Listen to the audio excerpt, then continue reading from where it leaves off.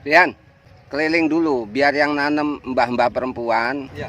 Sampean keliling dari lorong ke lorong, dari bedengan ke bedengan, pengamatan harian. Tiap pagi harus begitu, karena ini kan kita belum nyemprot pestisida. Iya, iya. Lihat ada gejala apa, laporkan sama Om, ya. Iya, Jangan sampai kita telat pengamatan. iya, iya. Nah, kalau selama belum ada gejala, kita nggak melakukan penyemprotan pestisida. Iya.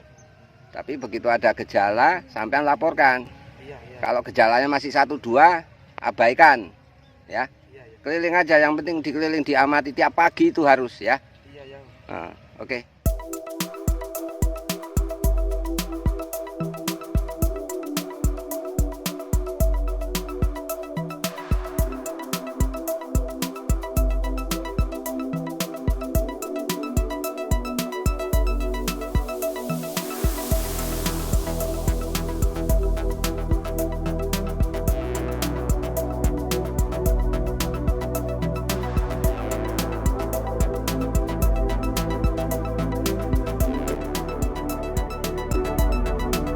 Nah, ini ya sahabat dan rekan tani, kondisi tanaman melon kami saat ini genap berusia 21 HST atau 3 minggu.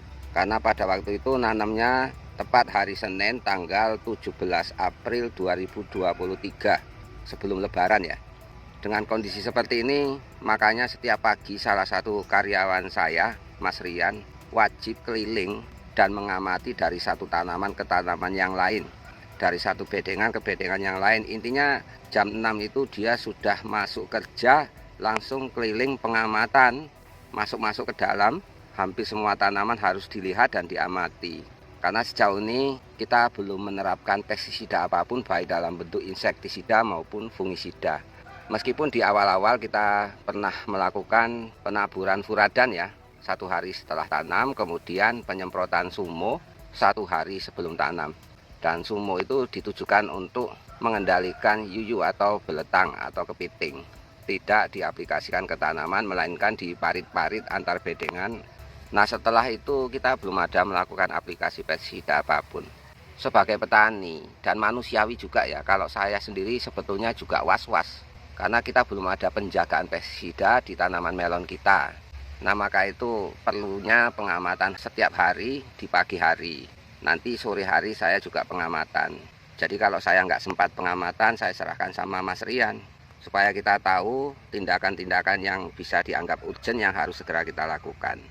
Tapi alhamdulillah setidaknya sejauh ini dari hasil pengamatan dan data lapangan belum merasa terdesak untuk melakukan aplikasi pestisida. Sampai 21 HST sekarang setelah tadi pagi saya melakukan pengamatan. Nah, seperti itu. Karena bagaimanapun dengan pola biasanya sudah umur 21 HST ini, kalau dengan mengikuti teknis budidaya saya dulu-dulu pengalaman yang lama, harusnya ini sak minim-minimnya sudah 4 kali nyemprot insektisida dan 3 kali nyemprot fungisida. Lah ini belum sama sekali.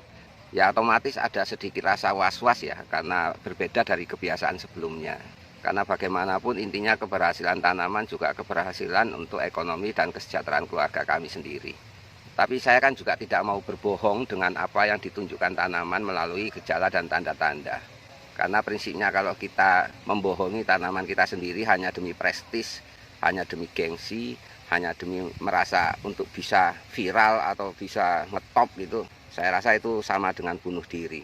Viral pun kalau tanamannya jeblok atau tidak berhasil, yang rugi adalah kita sendiri dan keluarga, terutama dalam hal ekonomi dan kesejahteraan keluarga.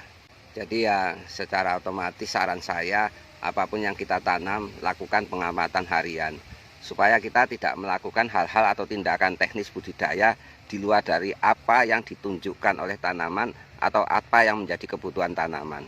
Dan sampai umur sekarang, kami juga belum melakukan pupuk susulan baik dalam bentuk kocoran maupun pupuk tugal. Meskipun rencananya ya, kita tetap akan melakukan pupuk susulan dalam bentuk tugal, di mana lubang-lubangnya sudah kita buat seperti itu ya. Dan rencananya untuk pupuk susulannya, estimasi penggunaan pupuk susulan sebanyak 90 sampai 100 kg per 5.700 populasi tanaman.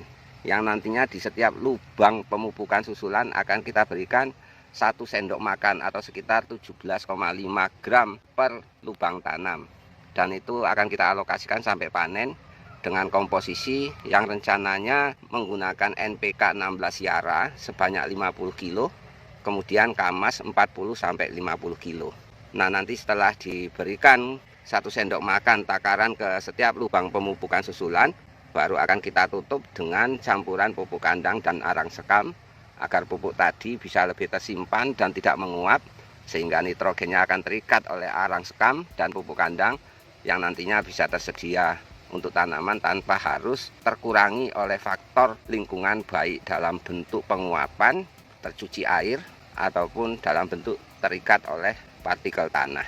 Kemudian perlu saya beritahukan bahwa untuk tanaman melon ini saya menggunakan benih turunan atau F2 yang kemudian saya sempurnakan dengan perlakuan-perlakuan khusus, baik secara infus inokulen virus maupun infus nutrisi kekebalan.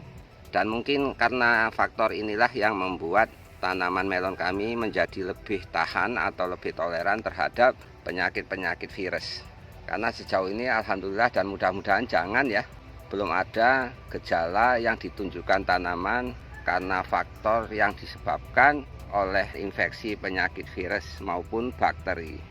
Ya bismillah, semoga pada akhirnya ini bisa baik hingga panen nanti. Allahumma sholli ala Sayyidina Muhammad wa ala ali Sayyidina Muhammad.